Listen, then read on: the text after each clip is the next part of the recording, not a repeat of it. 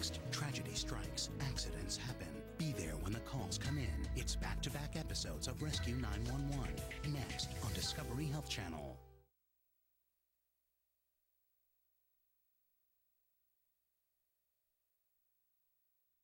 This is 911. Do you have an emergency? Today on Rescue 911. Plus, I felt completely helpless. Sometimes there's nothing you can do. Except wait. Follow an injured hiker's perilous journey out of the woods. I'd never seen anybody's leg look like that. On Rescue 911.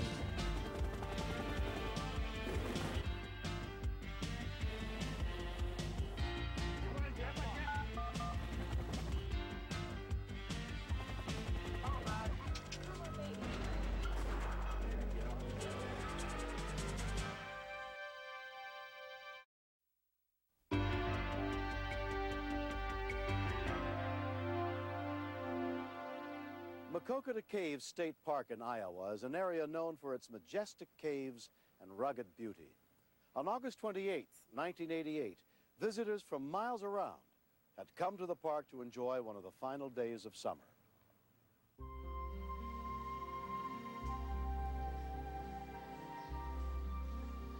We had a choice between going to the caves and going horseback riding, and we just decided we'd go to the caves and look around.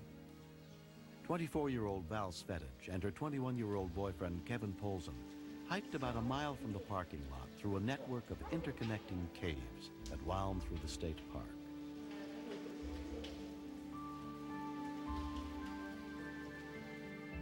We just came out of the caves and we were walking along a path, and we saw a path that was a little higher up. I wonder if we can get up there.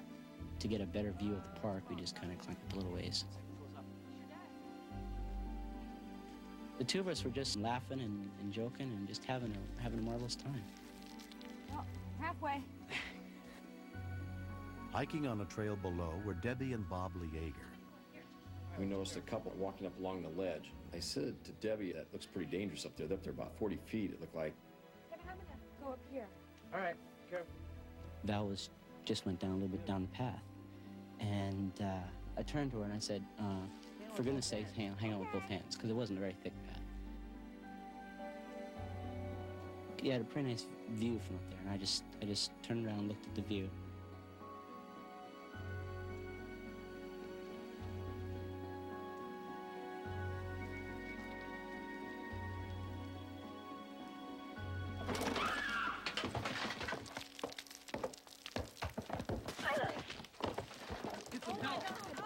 That I didn't know if she was alive or not. I thought there was life there, but I wasn't positive. I went to her. Okay, don't touch it. Just keep your hands down. Keep your head. No, you keep your head. No, you don't want to see it. Keep your head down. I told him to run for help in the other direction because he wasn't doing me any good because he was in such shock himself. Doing fine. What's your name? Her leg was bent somewhere in the lower part of the thigh, straight back. There was tissue and bones sticking out. The blood had started to pump out. So at this time we knew we had to apply direct pressure to it so we'd get it to stop. You have to stop the blood flow. I just ran, and I'm not even exactly sure how my sense of direction got straight, but all of a sudden I was running, and then I was at the entrance. My girlfriend's really hurt. She fell a long ways. Let me call it in.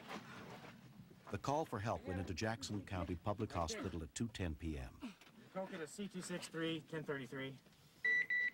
An ambulance crew was immediately dispatched to the scene. Code 88, Maquoketa Caves State Park. Melody Altman was at the park that day, vacationing with her family. I was getting off the phone, and the kids and Dwayne came up and said, they said someone fell in the park and they need your help. And I said, probably just a sprained ankle. I'm not gonna go. They don't need my help. And he said, no, really, you should go look. Go see what's going on. I'm a nurse, and everybody helps everybody, and so I thought, well, I'd check it out. Ease my conscience, I guess. Just lay still as much as you can. Try to keep your hands away. The victim kept telling me, she goes, don't let me die. She kept saying, don't let me die. She said that a number of times, and I assured her that she would not die. But in my own mind, I wasn't sure if I'd keep her from dying, because at this time the blood was flowing greatly. Is somebody coming? Yeah, they're on their way. They call 911.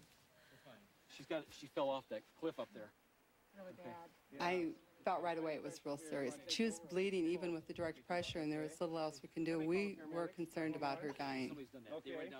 All right. Okay, here comes the first aid kit. Okay. Okay. Okay. There's a nice pack. I'm used to being a nurse in a hospital and having equipment in the drawers, in the cupboards, ready to use. And there wasn't anything there, so you feel helpless because you want to do something more. And there's nothing more you can do except wait. Bring them. Go up. Go back up to the Rangers and tell the paramedics where we are. And tell them it's bad. Okay. Run right away. Go. They're on their way now. They're coming, Val. It was good when I was running or doing something, but when I just had to sit there, it was horrible. I felt completely helpless. Val, come on back. I want to take over. My hands are cramped. Okay. I felt like she could go at any moment, and I felt like we must keep working, keep holding the pressure, keep talking to her so that she didn't die.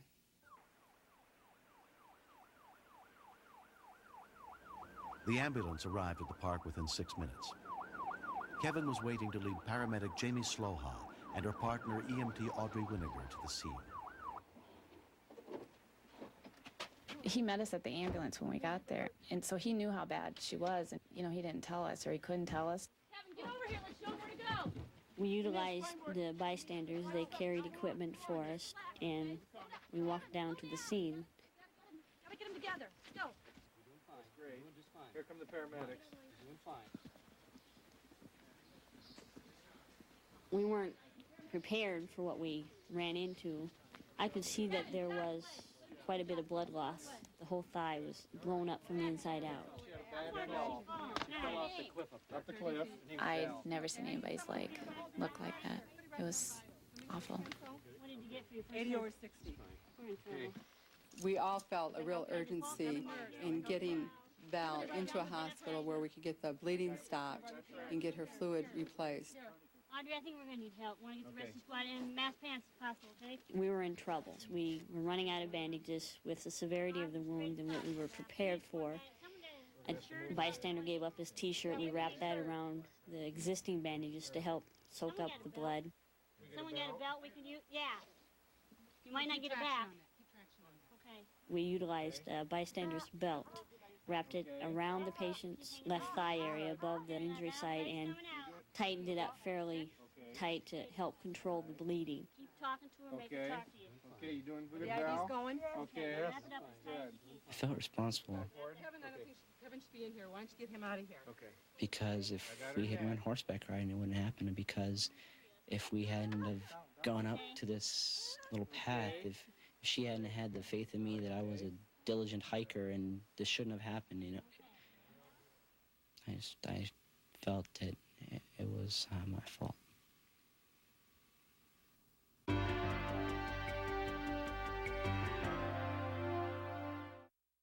When you die suddenly, only an autopsy will expose the truth. Meet Dr. G. Get inside her mind as she pieces together a puzzle. Dr. G, Medical Examiner. Friday night at 9 on Discovery Health Channel. If faced with danger, what would you do? Would you react in time? See ordinary citizens become heroes. Rescue 911 continues next on Discovery Health Channel.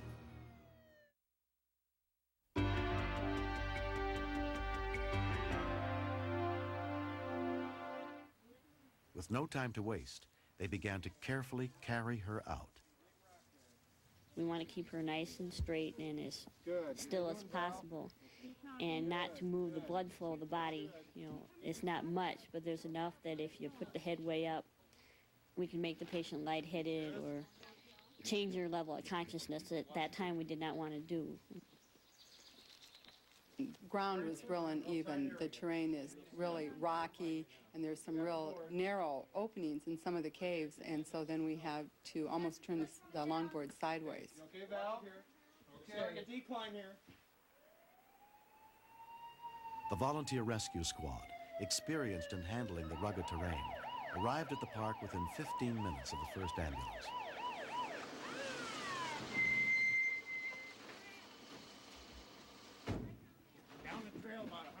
yard, right down this way.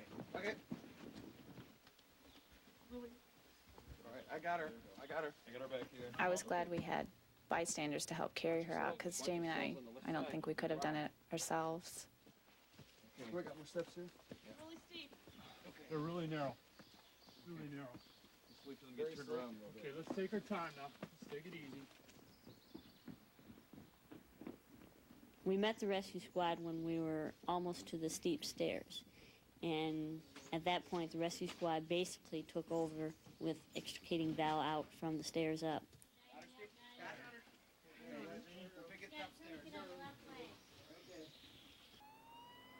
Val's leg was completely shattered. She was near shock when she arrived at the local hospital where Dr. Clifford Rask was on call. Well, on a young person like this, we're always very concerned that we want to restore them to, the best health that we can. And in this case, it seemed unlikely that we were going to be able to save the leg, but I thought if there was one chance in 1,000 even, that by getting her to a series of specialists, if they could salvage part of the leg, she would be much better off then. And it was for that reason that I thought we should transfer her to a larger center. I saw her wheeled to the helicopter, and between the hospital and the helicopter on the grass is when she lost consciousness from lack of blood.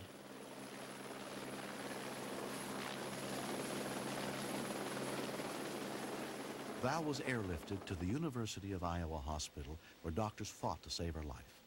She had lost 50% of her blood volume.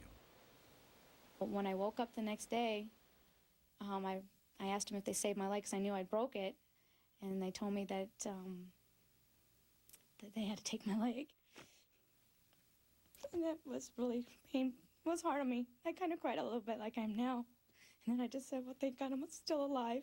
The decision that we had to make was very tough because we knew our daughter and we knew how active she was and we knew the things that she liked to do, and it was just, we didn't want her to hate us for signing the papers to have her leg amputated.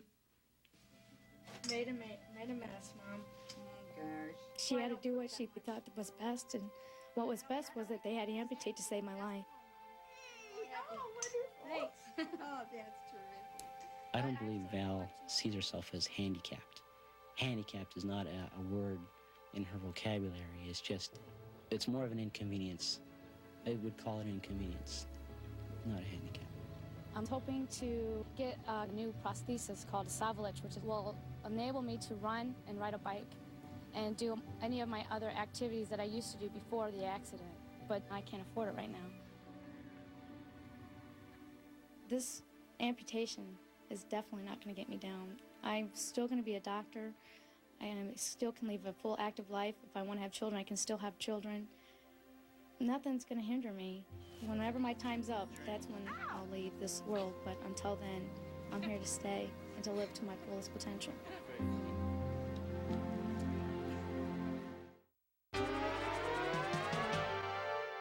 Next, step inside the command center where the calls for help are answered and meet the real-life heroes who save lives. Stay tuned for another episode of Rescue 911. Next on Discovery Health Channel. Real life, medicine, miracles. Mr. Shapiro, step out of the car, please.